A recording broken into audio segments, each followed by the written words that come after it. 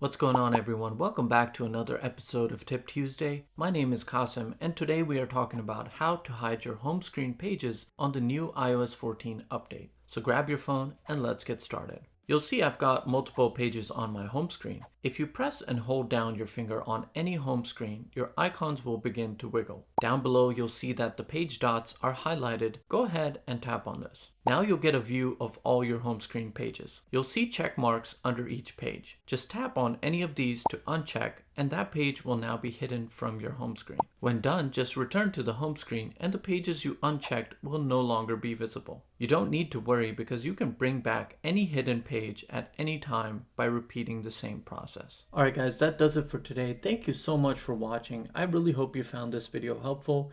If you did, be sure to give it a thumbs up. Comment down below if you've got anything to say, and make sure you subscribe to the channel for more. Take care of yourselves, and I'll see you next Tuesday, same time, same place.